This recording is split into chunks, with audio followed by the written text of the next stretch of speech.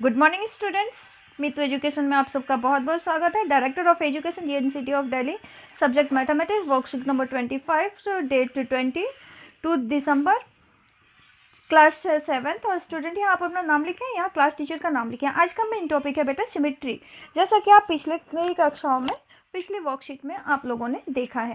ठीक है, आपको एक डायग्राम दिया गया है बेटा, और इस डायग्राम के बेस्ड आपसे कुछ क्वेश्चंस पूछे जाएंगे।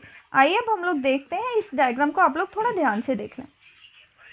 ठीक है बेटा, तो आपको क्या करना है, बताना है। इसमें क्या बताना है, ये देखो क्वेश्चन आपको पूछा गया है, what shape do you observe in the above art. आपको इस आर्ट में कौन कौन से शेप दिख रहे हैं वो आपको बताना है। तो देखिए बेटा, हमें यहाँ पर ट्रायंगल दिख रहा है। ठीक है, ये देखो ग्रीन कलर का जो भी है ये हमें ट्रायंगल दिख रहा है। उसके बाद रेड कलर के हमें स्क्वायर दिख रहे हैं। ये देखो ये ट्रेपेजियम दिख रहा है, ये सर्कल दिख रहा है। ठीक है, और ये पैलोग्राम दिख रहा है। ठीक है, तो हम क्या करेंगे, इसको लिख लेंगे। जो जो चीज़ें हमें दिख रही है उन सब चीज़ों को हम इस तरह से लिख लेंगे। देखो बेटा किस तरह से हम लिखेंगे इसे। ये देखो आपको ट्रायंगल दिख रहा है, ट्रायंगल लिख लोगे आप। ठीक है, ये ट्रायंगल लिख लोगे, पैलोग्राम लिख लोगे, ट्रेपेजियम लिख लोगे और सर्कल लिख लोगे। तो इस तरह से आप इन्हें लिख लो। इसके बाद आप क्या करोगे, क्वेश्चन नंबर 2 को रीड करोगे बेटा। सेकंड क्वेश्चन क्या है, choose any shape from above. आपको जो ये आर्ट ऊपर दिखाई दे रहा है, इस आर्ट में से आपको कोई एक शेप को चूज करना है। ठीक है, किसी एक शेप को आपको क्या करना है, चूज करना है, और चूज करके उसका नाम लिखना है। ठीक है, आपको चाहे तो आप ट्रायंगल ले सकते हैं या स्क्वायर ले सकते हैं, पैलोग्राम या रेक्टेंगल ले सकते हैं, सर्कल ले सकते हैं। ठीक है, तो चलो मैंने ले लिया बेटा ट्रायंगल। ठीक है, ट्रायंगल ले लिया मैंने। अब देखो, अब मैं ट्रायंगल किस तरह से मैंने ट्रायंगल लिया, और मैं तो बेटा मैंने ले लिया है ट्रायंगल। देखें, और ट्रायंगल कैसा होता है, आप ऐसे लिख सकते हैं, राइट इट्स नेम ट्रायंगल।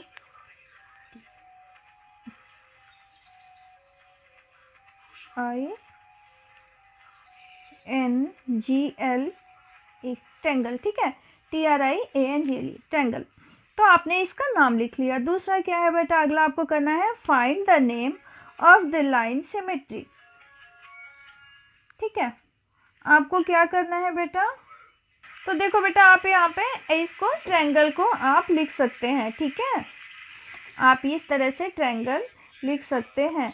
आगे देखें आप लोग।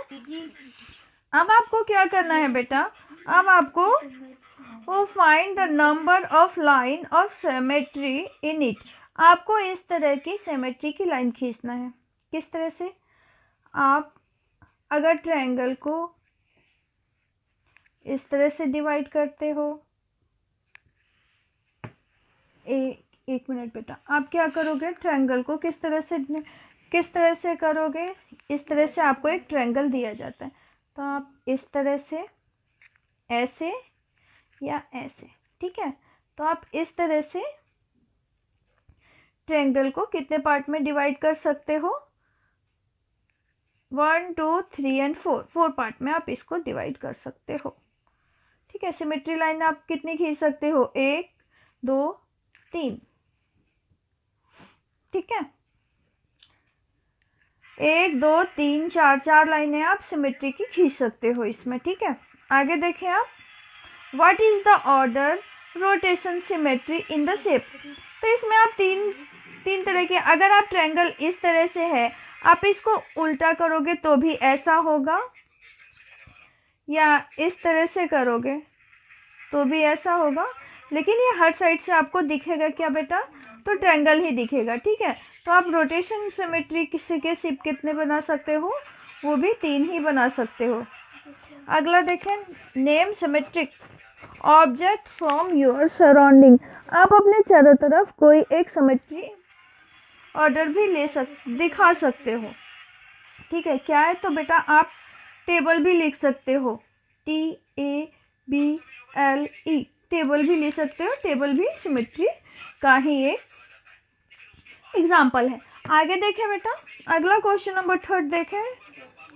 Draw line of symmetry in the following figure.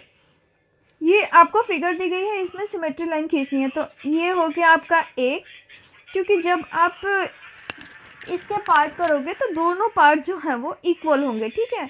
ये हो गया 2, ये हो गया 3 और ये हो गए 4। इन पार्टों को आप अगर अलग अलग डिवाइड करोगे तो ये इक्वल होंगे, इसलिए 4 पार्ट में होगा, ठीक है। दूसरा देखें बेटा, ये क्रिसमस ट्री है तो इसको आप एक ही बार में कर सकते हो, तो 2 पार्ट इसके इक्वल होंगे, डिवाइडेबल होंगे, देखो इस तरह से।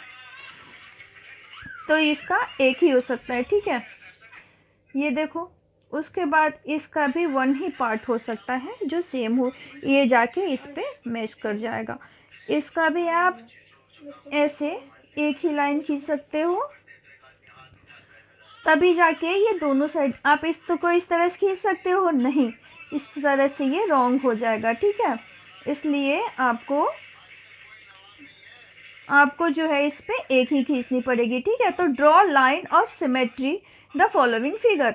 तो आप इसमें कितने खींचे आपने, 1 2 3 एंड 4।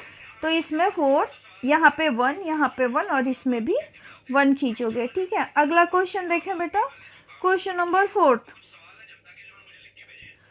क्वेश्चन नंबर 4 है आपका, क्वेश्चन 4 है बेटा आपका, देखें। In the following figure which is the line of symmetry M1 M2 और बोथ। आपको ये फिगर दिखाया गया है जिसमें M1 और M2 जो है वो लाइन सिमेट्री की बताना है कि ये दो एक है या दोनों है।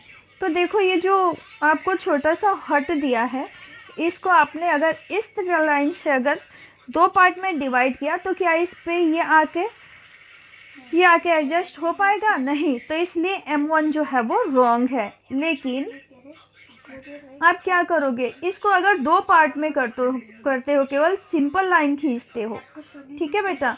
सिंपल लाइन मीन्स इसको क्या करोगे आप, इसको आप केवल M2 इस तरह से खींचोगे तो ये वाला पार्ट जो है इस पे एडजस्ट हो जाएगा। इसलिए यहाँ पे आप बता सकते हैं 1 लाइन सिमेट्री, ठीक है। इसको आप बोल सकते हैं 1 लाइन सिमेट्री फिगर। इसको देखो, इसको अगर आपने इस तरह से डिवाइड किया तो बिल्कुल सही है, इस पे एडजस्ट हो जाएगा, इस पे हो जाएगा एडजस्ट, ठीक है। यानी इसका M1 जो है वो सही है। और इसको अगर M2 इस तरह से डिवाइड करते हैं तो ये वाला पार्ट भी इस पर आकर एडजस्ट हो जाएगा, इसलिए M2 भी सही है।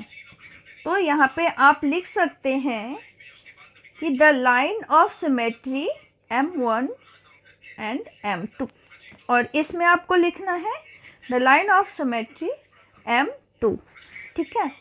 अगला क्वेश्चन नंबर 5 देखें बेटा, आपका 5th क्वेश्चन क्या है। आपको एक नीचे क्वेश्चन दिया गया है, इस क्वेश्चन में आपको बताना है कि ये फिगर आपको देके ये क्वेश्चन देना है। Find the order of rotation symmetry. इसको अगर आप रोटेट करते हैं, यानी इसको अलग अलग तरह से घुमाते हैं, तो ये कैसे घूमेगा। इसको इधर करें या इधर करें, ये तो सेम बेस पर ही रोटेशन करेगा, ठीक है। ये सेम बेस पर ही रोटेशन करेगा। अगला है find the degree measure of the angle of rotation. ये जब रोटेट करेगा तो एंगल कितने डिग्री का बनेगा बेटा, 90 डिग्री का बनेगा ये, ठीक है। इसी के साथ ही आपकी ये वर्कशीट कंप्लीट होती है। Thanks for watching.